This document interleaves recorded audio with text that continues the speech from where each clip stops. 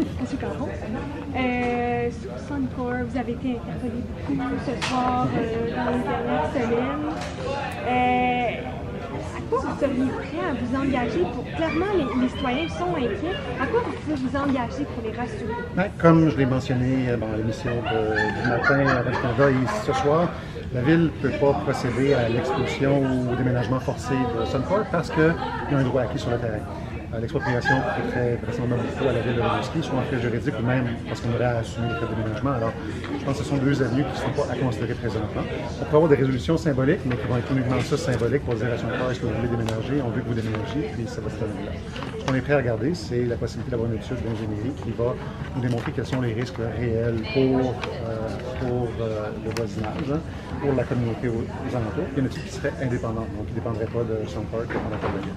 Alors ça serait tout à fait une possibilité qu'on envisage, mais on regarde ce qui a été fait jusqu'ici pour voir si ce recours ou si cette étude est essentielle.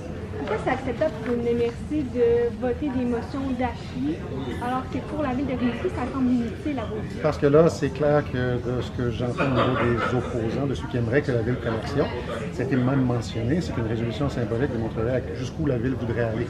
Alors, c'est clair que si on fait une résolution symbolique, par la suite, les demandes seront d'aller davantage et plus loin encore, vu qu'on a voté une résolution symbolique dans ce sens-là.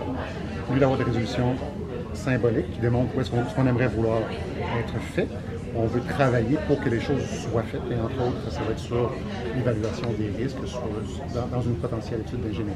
Est-ce que vous avez rencontré certains intervenants pour montrer le désir de la Ville quand même à ce qui est une plus grande sécurité? Est-ce que vous avez rencontré la santé publique? Vous parlez de la régie du logement, il y a quand même une Régie du bâtiment.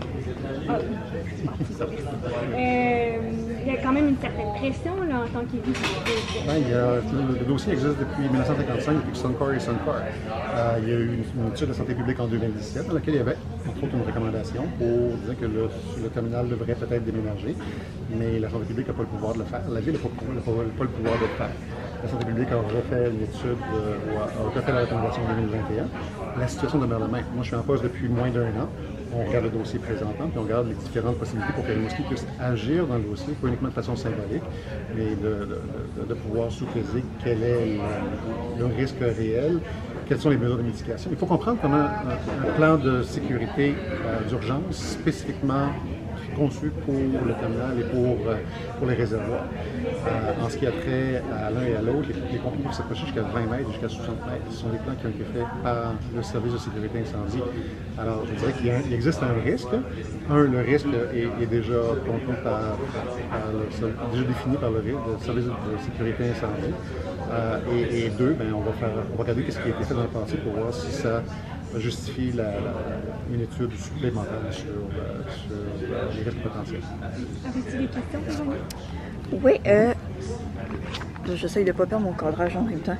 Je me demandais par rapport au 8.2, l'entente de collaboration pour le suivi du SRAS COV2 à la station de traitement des eaux usées.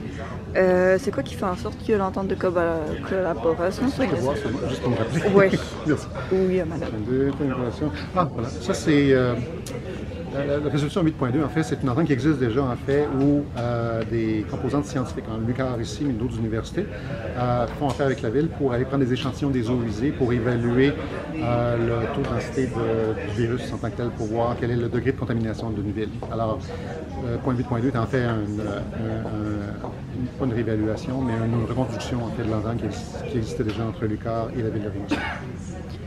Puis 15.3, c'est par rapport au groupe Tanguay. Est-ce que ça signifie que c'est le coup d'envoi pour le projet? Ça signifie effectivement qu'il n'y a pas eu d'opposition. Il y avait une date limite pour le registre d'opposition. Il n'y a pas eu d'opposants en nombre significatif. Donc, le projet peut maintenant aller de l'avant. Ce qui reste cependant, c'est l'émission d'un permis de construction, de démolition et de construction de la part de la Ville de Rimouski. Et ça, ça dépend évidemment de la situation en termes de servitude, en termes d'ingénierie également, pour nous assurer que tout peut être fait évidemment en harmonie avec l'infrastructure de la Ville de Rimouski. Et au niveau de la consultation citoyenne, le processus est maintenant terminé.